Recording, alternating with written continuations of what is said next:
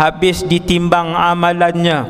Lalu Allah Ta'ala pun kata, kamu ahli neraka, kamu duduk sehari saja. Kita kata lega sehari, bukan boleh lega lagi, sebab sehari di sana sama dengan 1000.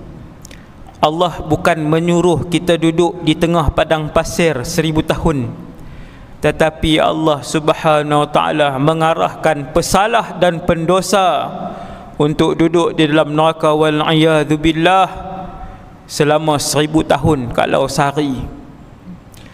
Maka Nabi berdoa setiap hari dengan doa yang tidak dilakukan oleh umat baginda sallallahu alaihi wasallam, dengan sunnah yang dimatikan oleh umat baginda.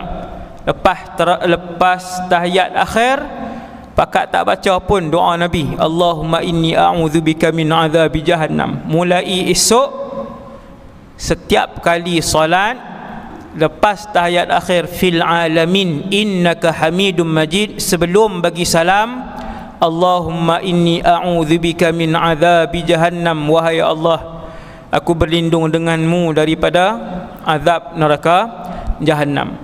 Kemudian yang kedua, selepas subuh